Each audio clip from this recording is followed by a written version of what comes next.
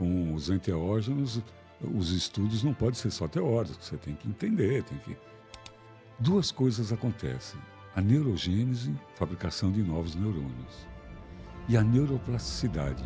O que é a neuroplasticidade? Como é que começou essa sua jornada nesse campo tão profundo aí entre ciência, espiritualidade, medicinas da floresta? E o que te motivou a estudar o potencial terapêutico dos cogumelos? Então, essa história começou bem antes dos cogumelos, começou com a ayahuasca. Eu era um jovenzinho, um jovem psiquiatra, isso foi em 82, e assim, numa conversa com outros psiquiatras, a gente estava acampando numa praia, alguém falou da ayahuasca, que eu nunca tinha ouvido falar. E a conversa chegou assim, que de uma amiga dele, que era médica também, patologista no Acre. Caramba. E que tinha bebido um chá que era conhecido lá como cinema de índio. Cinema de índio? Caramba. Porque os indígenas tomavam e viviam muitas coisas e tudo. Mas o que me chamou a atenção no relato é que disse que chegou nessa primeira vez assim, com uma substância alucinógena, que é um termo banido hoje. Sim. E que se a pessoa chamasse e precisasse, ela levantava, dizia o nome e continuava fazendo as coisas. Aquilo eu achei muito estranho. Um alucinógeno que a pessoa não perdia a consciência e ficava, enfim. Me chamou a atenção. E aí, um mês depois, se é que deu isso, os algoritmos cósmicos trouxeram o tema dentro da minha casa. Caramba. Que era uma madrinha de casamento, do meu primeiro casamento, estava jantando em casa, e ela, já no fim da conversa, falou assim, eu estou participando de um centro espírita. Eu falei, centro espírita? Ela falou, mas é um centro espírita diferente. A gente bebe um chá e todo mundo vira médium. Eu achei interessante aquilo. Eu falei, mas como é o nome desse chá? Aí ela deu o meu nome que eu tinha ouvido. É o Asca e tal. Eu falei, eu estou querendo ir lá conhecer. Porque tinha me chamado muita atenção. Mas da segunda vez eu senti quase que um chamado. E também não foi muito difícil, muito pouco tempo depois, estava eu e a minha primeira esposa passando por essa experiência. Na casa, muito bem acolhido, numa casa de umas pessoas, pouca gente. Foi muito bom, foi muito bem a minha primeira experiência. Como que foi para eles receberem um médico? Porque até então, né, naquela época, se eu não me engano, não era tão comum. Exato. Né? Tinha todo... Se hoje em dia já tem um pré-conceito, imagina naquela época. Então, isso depois eu entendi por que foi tão fácil. E aí, como eu fui pela primeira vez, aquilo, eu achei fantástico o que me aconteceu, né? Os insights que eu tive uma verdadeira epifania ali. Eu entendi que o homem não tem espírito, ele é um espírito. Uhum. Eu era agnóstico e, de repente, aquilo mudou completamente, entendi de um jeito visceral. Eu senti a presença divina, foi uma experiência maravilhosa. E aí eu resolvi ficar. Falei, eu tenho alguma coisa que eu preciso conhecer aqui e tal. E mais para frente eu fui conhecer a organização que me recebeu e foi a União do Vegetal e ela foi criada por um sábio, um mestre, caboclo, era um seringueiro, de uma sabedoria incrível. E ele lá atrás, ele tinha dito o seguinte, quando chegar alguma autoridade civil, militar, religiosa, ou algum médico, eles não precisam entrar na fila, recebam, né? Porque essas pessoas, ela vivia num limbo, era uma coisa que não podia ser permitida, mas também não era exatamente proibida. E ele sabia, e ele disse com essas palavras, um dia os médicos podem ajudar ou prejudicar a legalização dessa substância. Sim. E anos depois, eu estava lá no momento da legalização. Caramba. Eu era conselheiro do Conselho Federal de Entorpecentes quando a gente aprovou o uso da ayahuasca. E, então eu entendi por que facilitaram a minha chegada. Não a minha, a dos médicos, qualquer médico. E eu pude participar do processo de legalização dessa bebida, que hoje ela goza do status de juridicamente legal no país para uso ritualístico. Para uso terapêutico, aí é que está. Aí esbarra na Anvisa, esbarra na saúde, e aí precisa de comprovações para poder legalizar. Então, ela é legalizada, a ayahuasca, para uso terapêutico, para uso religioso, mas não terapêutico. Anos depois, muitos anos depois, eu, por essa filia com os enteógenos, tudo que eu podia estudar, caía na minha mão, eu estudava e comecei a estudar a psilocibina. Quando, no momento da epidemia, da pandemia, eu já estava na minha segunda Covid. Já tinha pego uma, peguei a segunda e fiquei com aquele efeito colateral, que era daquela variante Ômicron, que era o brain fog. O que seria isso? Brain fog, um cérebro esfumaçado. Era um efeito colateral que você ficava meio zureta, meio assim, esquecia as coisas e ficava meio pastel. Assim. E eu tinha me divertido muito com a minha filha, que também é médica, e que tinha pego o brain fog. Eu ri muito dela, que ela é brilhante. E ela ficava meio esquecia as coisas, a gente ria muito, porque sabia que isso ia passar. E eu estava estudando isso e vi o uso de microdoses, uma pesquisa, trabalho feito, de uso de microdoses para tratar brain fog. Eu falei, já estava estudando há um tempo a psilocibina, eu falei, vou experimentar em mim. Foi o cobaia ali. Fui o cobaia de mim mesmo. Tem que ser. Com os enteógenos, os estudos não podem ser só teóricos, você tem que entender, mas era um tratamento como microdose, ou doses subpsicodélicas, que é para não ter nenhuma psicodelia e tratar como se fosse um medicamento de farmácia, porque ela tem uma molécula muito parecida com a molécula da serotonina. E todos os antidepressivos, quase todos, não todos, os mais clássicos, eles têm parecida essa molécula que tem a ver com a serotonina. Eles trabalham na via serotoninérgica. Então, essas substâncias começaram a ser estudadas para tratar essas doenças. Né? Mas tudo em pesquisa. E aí eu comecei a fazer esse ensaio clínico em mim mesmo.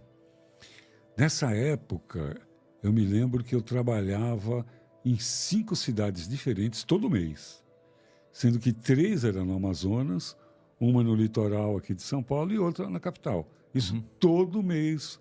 Nessa época eu fazia isso. E era uma época que estava todo mundo muito irritado da pandemia, as comissárias de bordo, as pessoas no aeroporto, tudo com máscara, era muito chato. Aquele isolamento, né? Aquele isolamento, as pessoas muito nervosas e tal. Aí eu comecei a usar a microdose, e aí quando eu percebi, eu estava alegre, feliz, esperto, sem o brain fog, sumiu, fazendo aquele monte de viagem, assim, sem me irritar, às vezes apartando briga em aeroporto. Mas eram cogumelos mesmo? Não. Como que é a microdose? Como que se toma ela? É o cogumelo, ele é desidratado. Certo. Assim, e aí pesado, porque a gente tem todo um estudo de dose, porque a dose tem que ser subpsicodélica, ela não pode dar nenhum barato, que é para você ter uma vida funcional. Né? Esse é um tipo de uso. O outro tipo de uso é como se faz com a ayahuasca, que é a macrodose, que é um uso cerimonial. Teoricamente, é o seguinte, microdose, que o nome não é muito feliz, porque não é bem micro. Né? Micro a gente fala quando fala de LSD, aí são porções milesimais. Né? Então, o nome mais adequado é dose subpsicodélica, pelo menos eu acho. Então, ela vai de 100 a 500 miligramas. Então, isso é considerado microdose, dose subpsicodélica, que se usa para tratar como se fosse um medicamento, só que sem os efeitos colaterais. Sem os efeitos colaterais. Não tem efeito colateral. E a outra logística que ela apresenta é em doses maiores, macrodoses, que é onde mais tem pesquisas para pessoas. Por incrível que pareça. Porque a ciência se interessa com essa macrodose, porque ali acontece uma coisa meio misteriosa, interessante, que hoje a ciência já admite que quanto maior é a experiência espiritual, maior é também o resultado no dia seguinte, na semana seguinte.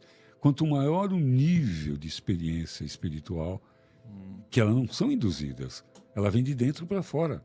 A ayahuasca, ela tem sempre uma sugestão religiosa, ou judaico-cristã, ou sincrética com a selva, ou umbandista, ou budista, ou indiana, sempre tem uma sugestão espiritual.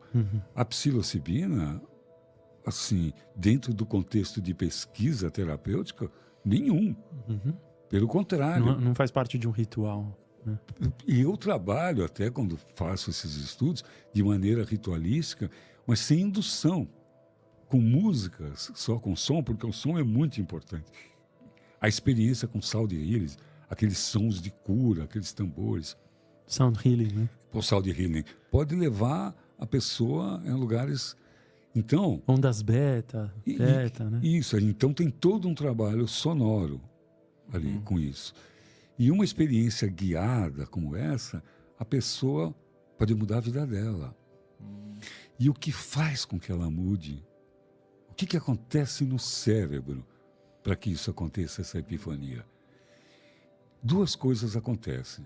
A neurogênese, fabricação de novos neurônios. E a neuroplasticidade. O que é a neuroplasticidade? Os velhos neurônios reconectando, fazendo novas conexões.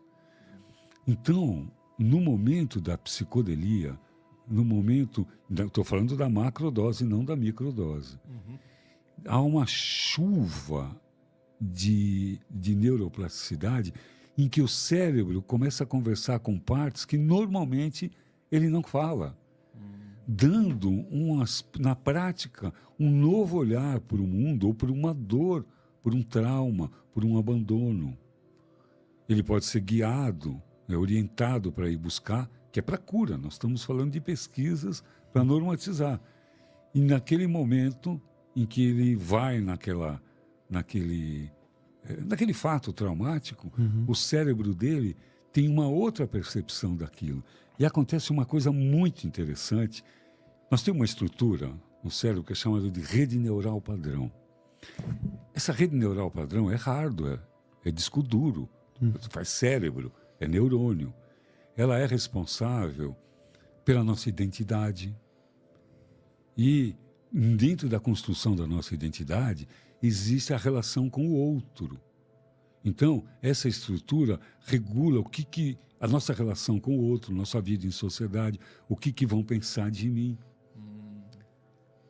De repente, eu comi um sanduba lá que deu uma austral, está dando uns gases aqui. O que me impede de eu deselegantemente, na maior cara de pau, dar um arroto aqui? Só Sim. A rede neural padrão. Entendi. Porque você fica com vergonha do que vão achar de você. Censura. O que vão achar de mim? Isso não é adequado. Então, ela é responsável pelo passado, pela noção do futuro e por essa noção do social que faz a construção da identidade. Pois bem, se a gente for simplificar, a rede neural padrão é a casa do ego. Nossa, muito bom, hein? Quando vem a psicodelia, a rede neural padrão buga, cai, concomitante uma chuva de neuroplasticidade, colocando novas ideias, ao ponto da gente poder visitar algo muito dolorido e, de maneira amorosa, tranquila, poder ressignificar aquilo, de pegar um conflito. Um trabalho que eu li lá há muito tempo era a história de uma mulher abusada sexualmente durante muito tempo por alguém que ela confiava, um avô, um tio, não me lembro mais. E quando ela descobriu o que estava acontecendo, aí, nossa, culpa, o trauma, e a culpa, porque ela sentia prazer naquilo. Claro, Nossa. claro, era alguém que ela confiava no colo e que ficava fazendo carinho na genitália dela. Ela não tinha a menor noção de pecado, de que era errado, porque aquilo começou quando ela era muito criança. Bom, problema, trauma, vida sexual, zero.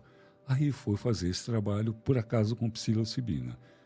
Uma pesquisa americana, era uma paciente americana, chegou no fato raiz, na primeira vez que o vovô, sei lá eu quem, estava manipulando ela, mexendo nela, abusando dela no colo.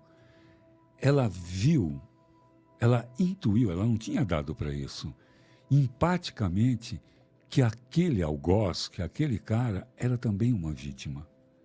Que ele muito provavelmente estava replicando um comportamento que tinha sido feito com ele em tenra idade. Ela não tinha dado para isso. Bingo! Nem toda criança abusada vai se tornar um adulto abusador. Mas se você for ver na história de todo adulto abusador, tem muito provavelmente uma história, nem que esteja enclausurada no inconsciente, mas é muito comum ter um caso de abuso sexual. E ela empaticamente, amorosamente, ela perdoou o seu algoz. No momento que ela perdoa o seu algoz, todo o problema dela se dissolveu, porque o problema dela era a culpa que ela tinha pelo prazer que ela sentiu nisso. E, de uma hora para outra, clac, virou tudo e ela passou a ter uma vida sexual saudável. Curou. Nossa. Então, como é que aconteceu isso? Caiu a rede neural padrão, a crítica, o desejo de vingança, o sofrimento, a noção de sofrimento que aquele cara tinha causado na vida dela, tudo aquilo se apagou, que tudo aquilo era do ego, brotou uma amorosidade. E isso pode acontecer, é isso que acontece. E outro tipo de experiência, que é o que justifica o nome enteógeno, é um desejo, um encontro com a sacralidade nessas experiências. Independente de se tem religião, se não tem, ou se alguma coisa foi falada de dentro para fora, né? Uma comunhão com o sagrado, com a natureza. E isso é altamente terapêutico. Porque as pessoas, eu posso dizer da minha própria experiência, que já tive isso mais do que uma vez, de se sentir no colo de Deus. Como se você estivesse sendo ninário, sei lá, a coisa mais simples para poder explicar, porque é uma sensação que é muito difícil de colocar em palavras. Aliás, tem uma máxima na psicodelia, que é quando uma pessoa quer contar para o outro uma experiência enteógena, não tem palavra que explica. É muito pessoal, né? Quando uma pessoa quer contar para um outro que já teve uma experiência com enteógeno, não precisa de palavra nenhuma. O outro já sabe o que é. Porque é uma coisa que transcende a organização dos 5 sentidos. A gente tem, por exemplo, uma coisa que chama sinestesia. O que é a sinestesia? Sinestesia é uma mistura dos sentidos, dos 5 sentidos. Você enxerga um som. Você sente um gosto de saudades. Sinestesia. Isso mistura os sentidos, né? E nesse contato com o sagrado, a gente se une, se dissolve o ego e a gente vira Deus. Então, você imagina uma pessoa que já passou da fase de querer morrer, já começou a pesquisar na internet como é que vai se matar. Porque não tem nada que livra. Já tentou vários medicamentos, desistiu.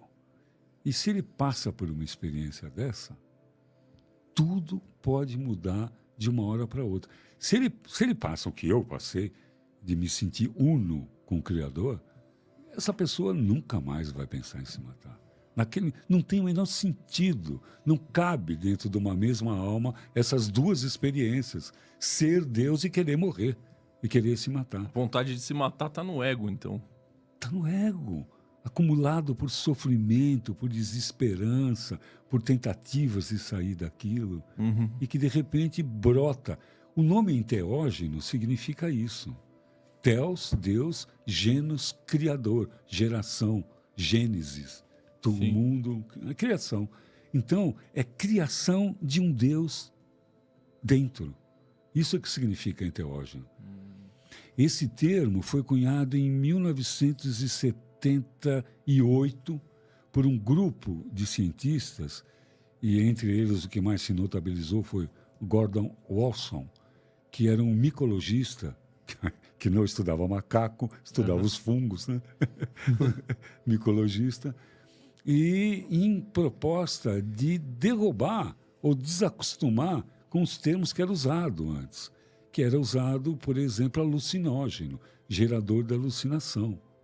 Então, hoje, o conhecimento científico sabe já que aquelas visões elas têm um conteúdo emocional, têm um conteúdo simbólico, têm um conteúdo espiritual e não tem nada a ver com alucinação.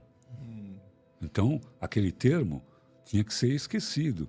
E o primeiro termo, então, que foi criado pelo Hoffman, o Albert Hoffman, o cara que descobriu o LSD, ele se contaminou por acidente. E ele se imagina Sério? um cara tomar uma bela dose de ácido sem saber. E que, de repente, aquilo... Imagina. Imagina. Então, o primeiro nome que o Hoffman deu foi psicotomimético. Que é isso? Aquele que mimetiza uma psicose, que é igual ficar louco. Então, para substituir esses nomes, esse grupo de cientistas que vinham estudando os povos originários, porque isso é novo para a ciência nossa. Mas essas substâncias têm usos milenares. A própria psilocibina tem provas arqueológicas aqui, pelo menos a mais antiga que eu tive notícia, pode ser que tenha a mais antiga até, de 3.700 anos antes de Cristo, o uso cerimonial desses cogumelos.